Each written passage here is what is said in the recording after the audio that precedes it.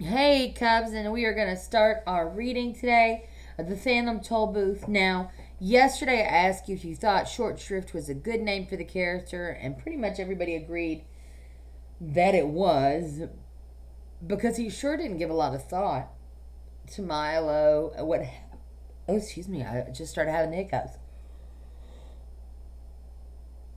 Oh, excuse me, goodness. And what happened to him? Like, what caused the problem in the marketplace? He just completely said, "Hey, um, you're the guilty one, and you go to 1,000,000 years in jail, which is a long time for someone who didn't do anything." Um, but when I asked you, do you think it's true what Officer Shrift says, which is that boys are the cause of everything? And I would say almost unanimously. I got no's from Shreya, Srivatsa, Mason, Caden, Diley, Sarvanch, Nishvita. All of you guys said no. In fact, Maxton said no. But Lou and Trinity said, yeah. I don't think that boys are the cause of everything, and I think maybe Lou and Trinity are giving you guys a hard time. All right.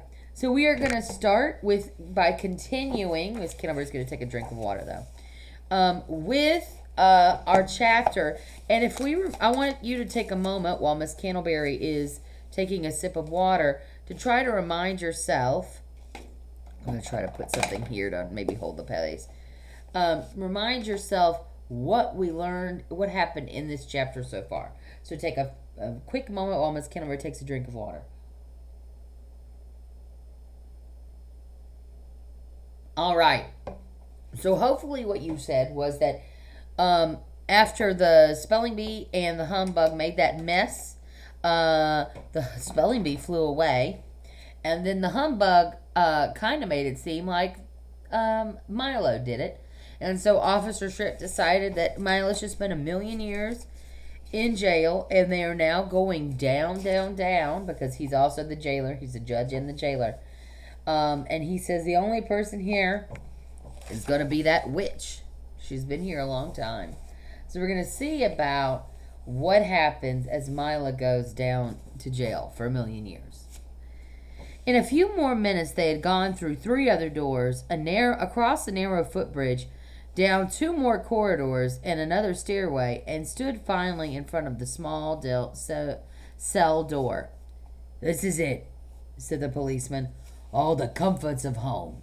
The door opened and then shut, and Milo and Tock found themselves in a high vaulted cell with 2 tiny windows halfway up on the wall.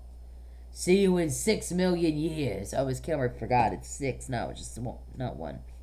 Said Officer Shrift, and the sound of his footsteps grew fainter and fainter until he wasn't heard at all. "It looks very serious, doesn't it, Tock?" said Milo very sadly.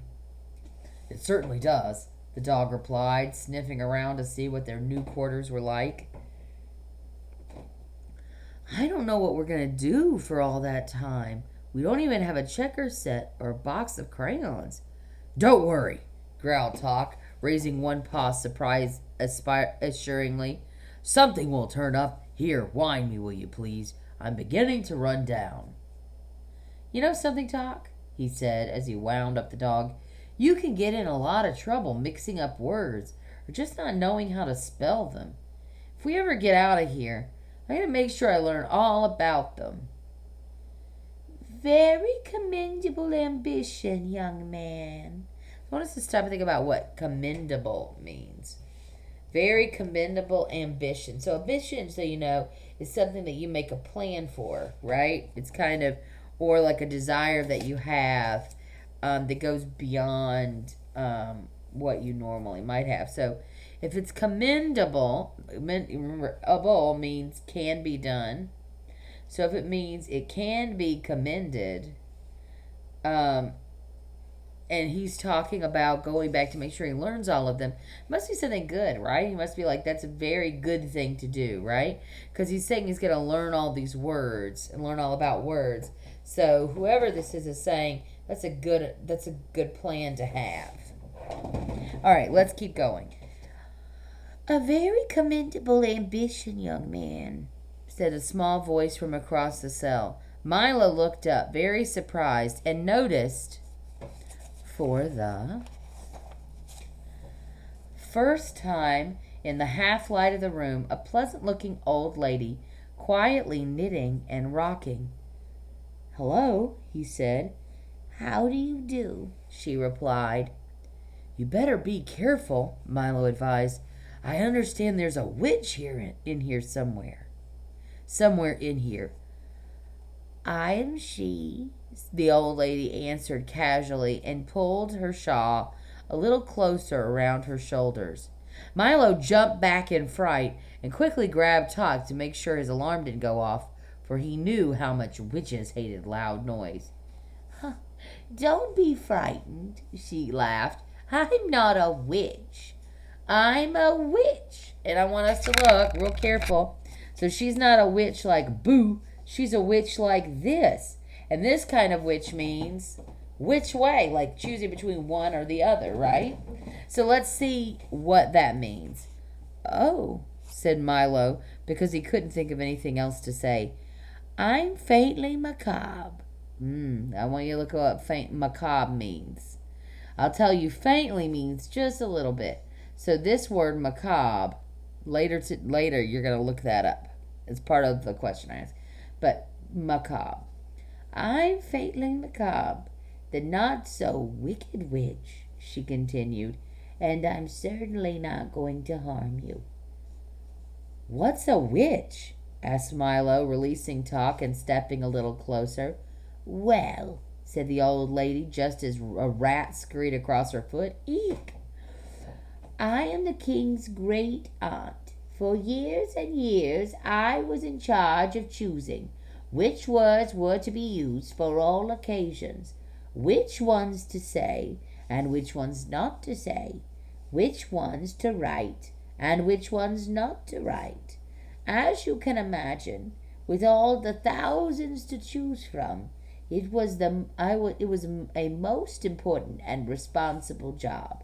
I was given the title of official witch, which made me very proud and happy.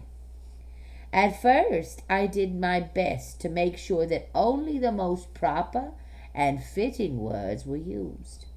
Everything was said clearly and simply, and no words were wasted.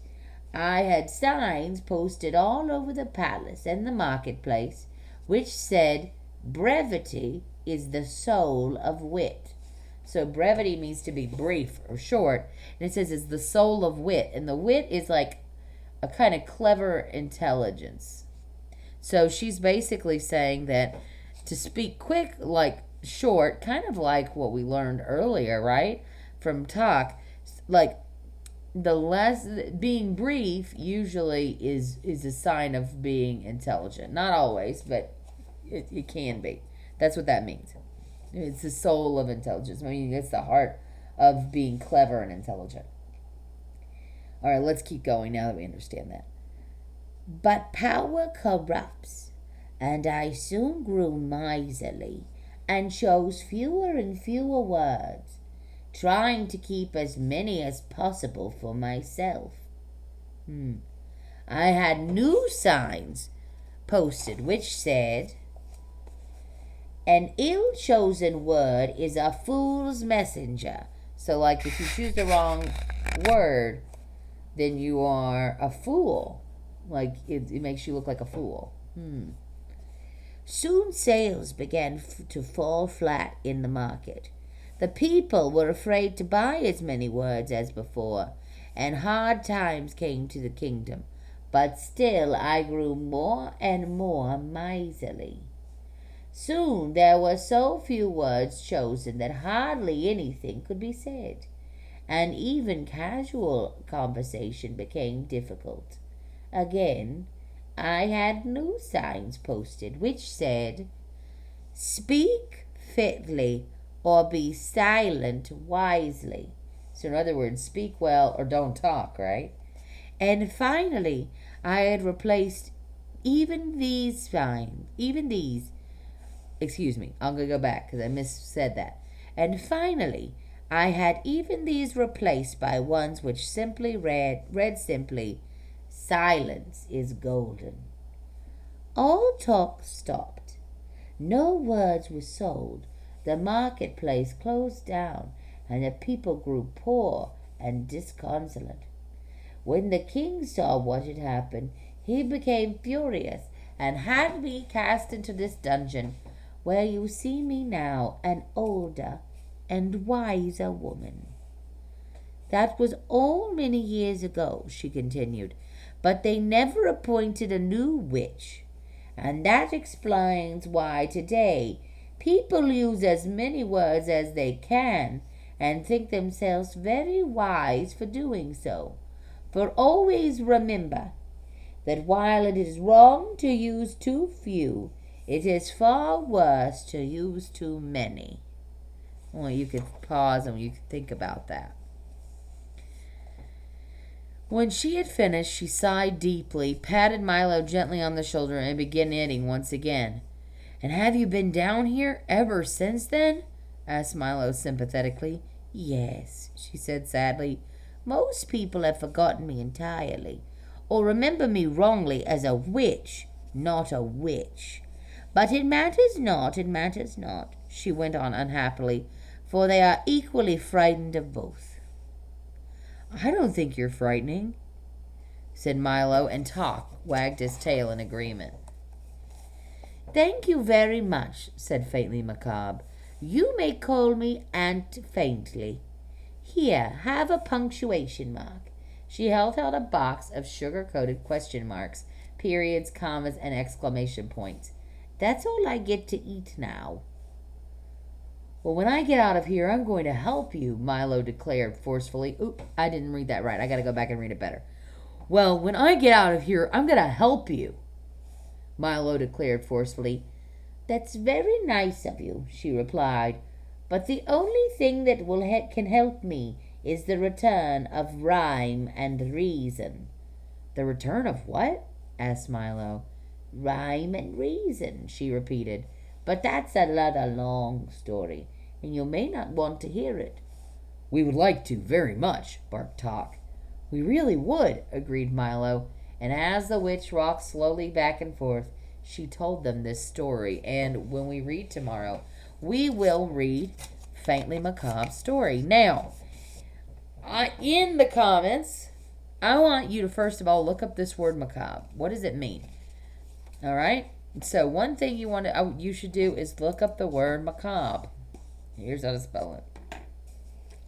The other thing I want you to think about is what Aunt Faintly said, which is similar kind of to what Tock said, which is for always remember that while it is wrong to use too few words, it is far worse to use too many words. And I want you to tell me if you agree with that or not. So first of all, look up what macabre means. And remember, faintly means just a tiny bit. So you can agree if that's a good word, a good name for her or not. And then look up and then think about and see if you agree with what she says, that while it's bad to use a little bit of words, it's often worse to use way too many. Okay? All right, great. And then tomorrow we will learn and we will read what happened in her story to rhyme and reason. All right, thanks for reading with me.